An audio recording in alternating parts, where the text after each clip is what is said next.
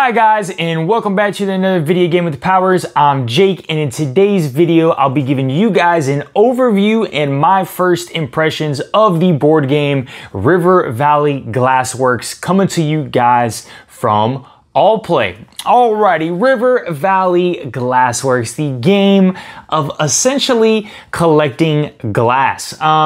Very cool game. Me and Sarah had a really good experience with this one.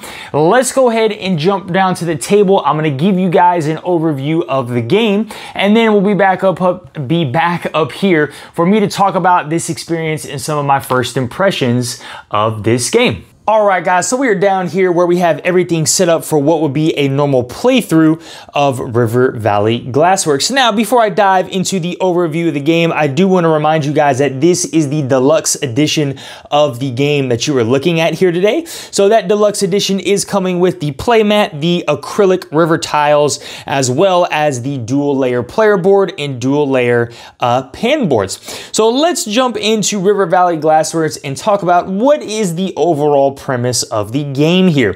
So the overall premise of River Valley Glassworks is you are going to be collecting glass. So either glass from the river tiles here, or glass from the lake. And whenever you collect glass from the river tiles here, you're going to be putting this glass into your player board, and depending on the different colors of glass that you collect and the numbers of one specific color of glass you collect is going to be how many points you are going to score. So let's kind of talk about that and how this works. I'm going to bring this player board up here just a little bit closer so you guys can maybe get a somewhat better view. So you might notice that on each of these different acrylic river tiles, there are going to be different shapes and numbers on them. So you're going to start with some glass that is in your pan here, and on your turn you're going to have two available actions to you.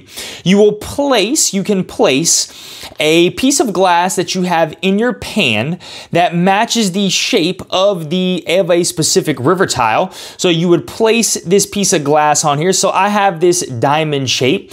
So the diamond river tile is here. So I would place this piece of glass on this tile, and then I could collect any amount of glass from one tile that is adjacent to it. So this would be the adjacent tile right here. So I would get to collect these two pieces of glass, okay? Whenever you are collecting glass this way, they will go straight into your player board. So when you collect multiples, you have the option to choose which piece of glass you would like to start to fill your board with. So let's just say I go with the teal color here. So teal would go here, and then because pink is a new color, the new color must go in a new column, all right? So you can see as how this game progresses. I'm just gonna draw some more random glass from the bag. So let's just say I have some more random glass here, right? If I were to collect another teal, it would go in the teal row. If I were to collect this mint, of course, I would have to start a new column. White, I would have to start a new column, and then orange or sparkly, I would have to start a new column. Okay, so that is the first available action. Then what would happen is this piece of glass would go back to the start. Every other river tile would scroll down. You would put this back at the start, and then you would refill this tile with the number of rocks. You would refill this tile with glass equal to the number of rocks prior to it. So this is one rock, so you would just put one new piece of glass on there. Okay. So that is action number one. Action number two, you can draw 4 pieces from the lake, any 4 pieces of your choice. These pieces will go straight into your pan here. They will not go into your board, and then you are going to refill the lake. So anytime you run out of glass in your pan, 9 times out of 10, or maybe 10 times out of 10, I think the only way for you to get more glass to put out is going from the lake. Now, your pan can only hold 5 pieces of glass. So if you were to refill from the lake, like at this point in time, I would have to take 4 pieces. Any overflow pieces goes into a specific slot on your board, and you will lose 3 points for each overflow piece, okay? So that's the overall premise of the game. Those are the only 2 available actions you have.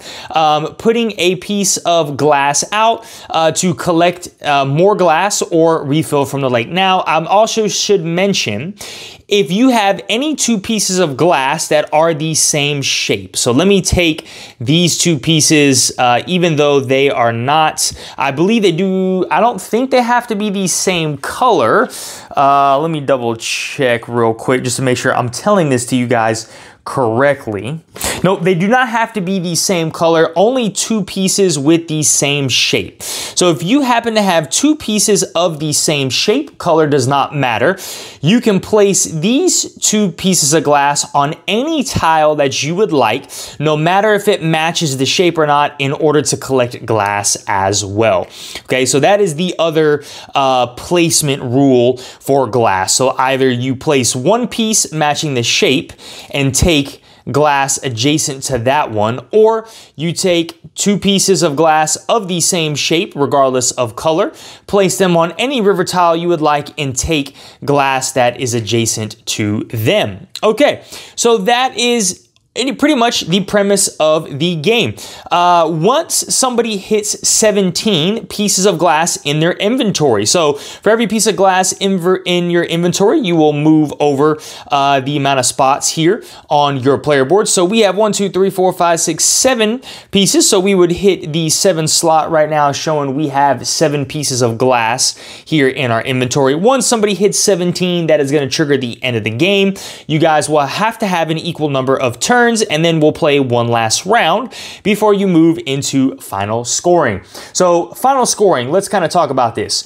You will score points for the number of glass that is in each individual row, and the 2 highest rows, or let me rephrase that, the 2 highest columns that you have, okay? So let me get some more glass here. I got a lot of blues. Let's do this.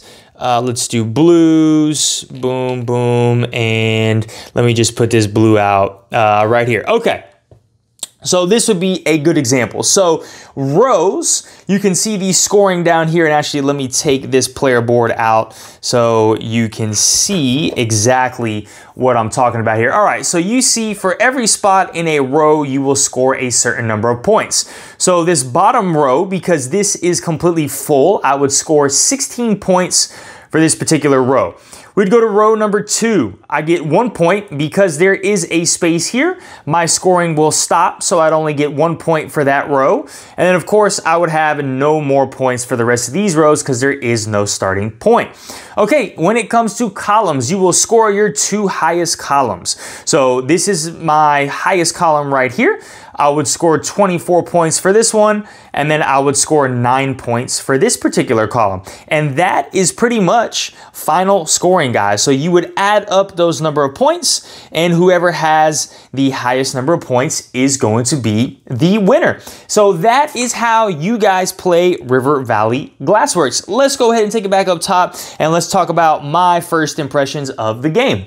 All right, guys, so let's go ahead and talk about my first impressions of River Valley Glassworks here. As I mentioned earlier in the video, I had a very enjoyable experience the first time playing this game. And let me tell you guys why. I think the first thing that stands out is Allplay always does a really good job at making their games very simple, but yet these games have a lot of strategic depth to them. And so for me, ease of play is a huge thing with this game, and part of why I had a very enjoyable experience with it. I mean, the rulebook here is, let me just make sure, I think it's only like 4 pages. Yeah, the rulebook is only 4 pages. The actions that you're taking on your turn, right, it's not complicated at all. You choose one action, there's 2 possible actions that you can do, and they're very simple. I place place glass down, I pick glass and put it in my board, or I take glass from the lake and refill that. Very simple, very easy, but the game does have a lot of strategic depth to it, and that's what makes it really exciting as well. The second thing for me that really stood out with this game is the playtime. The playtime was very, very short, guys, and like that's super cool because the way the game ends is based on the number of pieces of glass that you have in your inventory. So there might be some rounds where you get 3 or 4, maybe 5 pieces of glass. And so you think about it, if you're getting 3 or 4 pieces of glass in 5 rounds, the game is pretty much over. So you really only have about 4, I would say on average, about 4 to 6 turns in this game collecting glass. And so that moves the game along at a very, very nice pace. And so this game can be played with up to 5 players. And guys, I think even at that 5-player count, it's not going to draw the game out for a very long time. Now they do say about 25 minutes for here. I'd say the first time me and Sarah played it, about 20-25 minutes. The second time we played it, right around 15 to 20 minutes. So it's just a very enjoyable experience for me. It was like, we played the game the first time and it was over and we were like, oh, wow, really? The game's over with? Wow, that was so short. Like, do you want to play it again? And Sierra's like, yeah, let's play it again. And then we just got it and we just played it again right then and there. So it's really cool of how quick this game can play. And it has that opportunity where like you finish it and it's like, okay, let's go again, let's go again, let's go again. It's not one of those games that you play at one time and it took you an hour and a half or like close to an hour and you're kind of burnt out and you're like, or not even really burnt out, but you're just like, I don't want to run this back, right? So very, very cool thing about River Valley Glassworks. The third thing and final thing I'll say about what made this experience enjoyable is just the setup and the teardown of the game. It's super easy and it's very quick to get to the table. You're just pulling out the game board, those acrylic tiles, you give each person their player board, put the starting glass out there, and you guys are ready to rock. So very enjoyable experience for me and Sierra playing River Valley Glassworks. I love the mechanics of the game. I love how simple it is. I love the play time of the game. I love this ease of setup and the teardown. Very, very quality game we have here and a very enjoyable experience. I recommend you guys definitely go check out River Valley Glassworks. But all right, guys, if you have enjoyed this content, smash that like button, hit that notification bell. Drop down in the comments below, do you guys own River Valley Glassworks or have you played it and what are your thoughts on it? Drop those down in the comment box below.